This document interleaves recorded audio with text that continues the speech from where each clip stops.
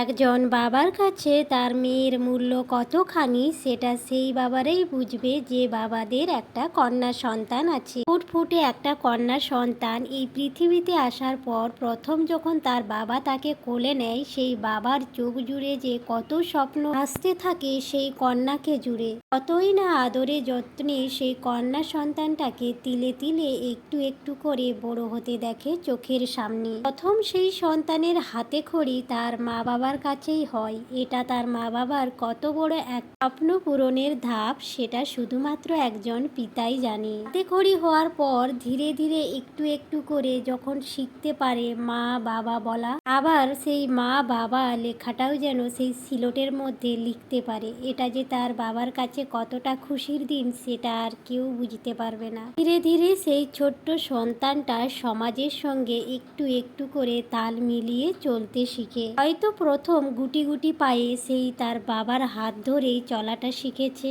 এই বাবার তার কন্যা সন্তানকে নিয়ে কত স্বপ্ন, কত বড় বড় স্বপ্ন, সেই স্বপ্ন পূরণের পথে নানান বাধা বিপত্তি আসা সত্ত্বেও স্বপ্নের লক্ষ্যে এগিয়ে নিয়ে যাওয়াই হচ্ছে বাবা। জীবনে চলার পথে সেই কন্যা সন্তানটা যখন হেরে যায় মন খারাপ করে, তখন হার মেনে নেওয়ার পরিস্থিতি হয়ে দাঁড়ায়, তখন কিন্তু সব দিক থেকে সাপোর্ট করে সেই সন্তানটাকেই তার বাবা। একজন মেয়ের কাছে সর্বপ্রথম জীবনের সব থেকে বড় বড়গাছ হচ্ছে তার বাবা আর মা। এই সমাজে কেউ তোমাকে সাপোর্ট করুক বা না করুক, নিজের বাবা মা যদি সাপোর্ট করে পৃথিবীর সব যুদ্ধই কিন্তু জয়ী হওয়া যায়। আর কন্যার সমস্ত যুদ্ধে জয়ী হতে সাহায্য করে তার বাবা মা। তিলে তিলে গড়ে তোলা সেই মেয়েটাকে একটু একটু করে চোখের সামনে বাড়তে দেখলো, পড়াশুনো করলো, অনেক শিক্ষিত হলো, অনেক আদর যত্নে মেয়েটাকে বড় করে তুললো। তো কিছু করার পরেও কোনো বাবা কি চায় তার সেই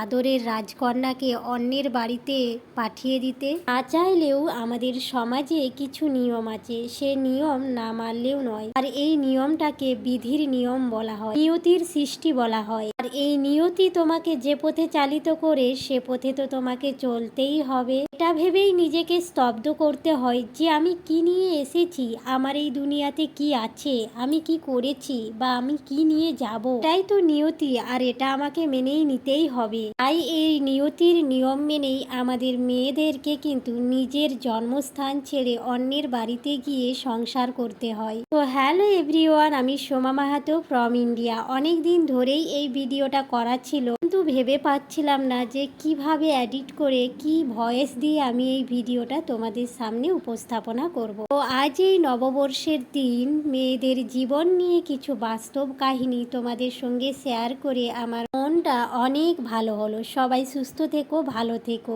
এটা একটা বিয়ের কিছু নিয়ম ছিল, যে নিয়মে এখানে কিন্তু আমাদের কুর্মী সমাজে কাখনা বাঁধার নিয়ম হয়, সেই কাখনা বাঁধা হলো। আর এটা হচ্ছে আমলো খাওয়া হচ্ছে।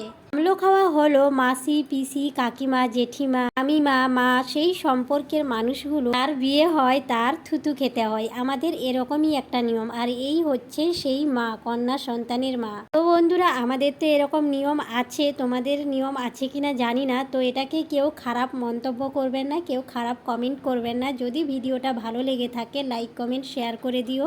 আর এরকম যদি সুন্দর সুন্দর মিনি ব্লগ দেখতে তোমরা ভীষণ ভালোবাসো, তাহলে কিন্তু আমার এই পেজটা ফলো করে রেখো। সত্যি কথা বলতে তোমাদের জন্য নতুন নতুন ভিডিও আনতে ভীষণ ভালো লাগে যদি তোমরা সুন্দর সুন্দর কমেন্ট করো। সেই কমেন্ট পড়ে আমার অনেক ভালো লাগে, এই ভিডিও করার আগ্রহ হয়ে ওঠে। তো আজ এই নববর্ষের দিনে সকল বন্ধুদেরকে জানাই অফুরন্ত ভালোবাসা, নববর্ষের প্রীতি, শুভেচ্ছা। সবাই সুস্থ থাকবেন, ভালো থাকবেন। আর আজকের দিনটা যেন সবার খুব খুব ভালো কাটে। শুধু আজকের দিনটা নয়, যেন প্রতিটা বছর, সারা বছর তোমাদের জীবন আরও অনেক সুন্দর হয়ে ওঠে। আজকের মতন ভিডিওটা এই পর্যন্তই।